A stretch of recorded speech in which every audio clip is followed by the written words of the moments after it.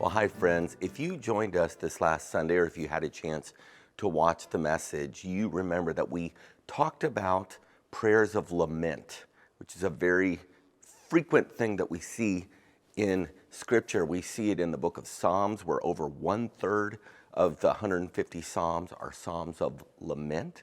And in the book of Job, we see so much lament in response to Job's sufferings and the pain that he goes through. So just by way of review, and if you didn't have a chance to watch it, what lament is, we defined it as a form of prayer. Lament is a prayer. It's a way to worship God. It's a form of prayer that expresses deep grief and emotion to God with the intent of drawing close to Him in our pain. We talked about how it's often a personal expression to God, but it's also very often a communal expression to God that we see, where we're just being honest with God and coming to Him with all of our pain and our sorrow. We talked about how one commentator defined lament as a prayer of pain that is designed to lead us to trust God. We're just being honest with Him. What lament does is it gives us a language that many of us need to know, how do I process my emotion? How do I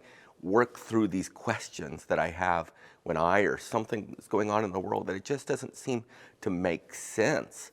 And so we talked about that, and I then also talked about how in laments in Scripture, you'll often see these patterns that seem to recur.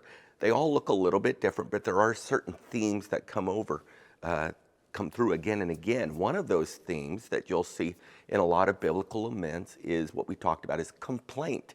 And I know complaint for many of us is a very negative word because we don't like to be around complainers. Isn't that sinful? Aren't all complaints bad? But we looked at how not all complaints in the Bible are bad because they're part of biblical laments that are in the Psalms and places that were, the Psalms were set to music, and people would sometimes sing their laments and their complaints to God. What complaint is you're naming specifically a situation or circumstance that you're troubled by, and you're bringing that to God. And so then the question comes, and that's today's question, is, so does that mean that lament is always synonymous with complaint? Is there ever a time where lament and complaint don't line up? What is it that makes a lament biblical and a complaint sinful? Well, in our common usage, usually the words lament and complaint seem to be interchangeable. But in the Bible, they are viewed as different concepts. They're distinguished as different concepts, and they occur in different contexts. For instance, complaint, sinful complaint. We see that in the book of Exodus, in about chapters 16 and 17, and for the remainder of the book of Exodus. You may remember that the children of Israel had been rescued miraculously by God from being enslaved to Egypt. And so as Israel makes their way, God parted the Red Sea. He did all these incredible things.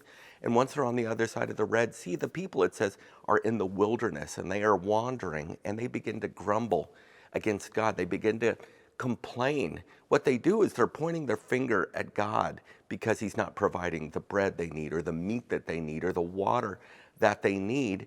And so they're blaming God and painting Him as the villain in all of this, saying He's trying to kill us.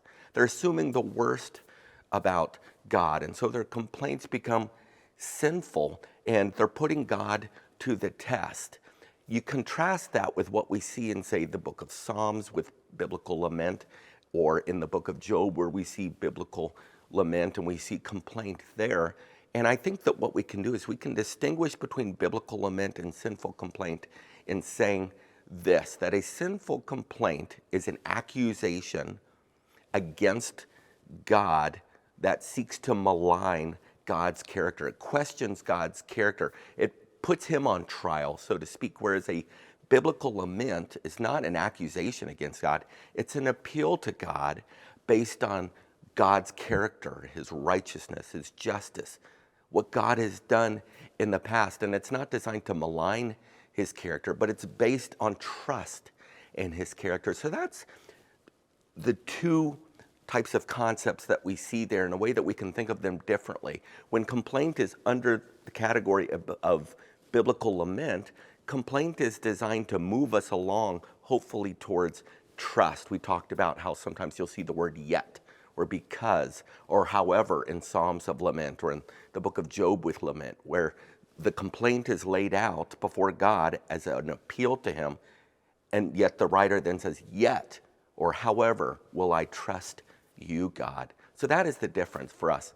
Bottom line is for you and me, friends, is because many of us are unfamiliar with what it looks like to lament. In a world where so much suffering and pain happens, it's good for us to pursue what it looks like to lament and to offer our prayers, our honest prayers to God in times of pain for ourselves, on behalf of others, on behalf of our nation, on behalf of our world and all of those who are suffering in it. So let's learn the language of lament and implement that into our lives.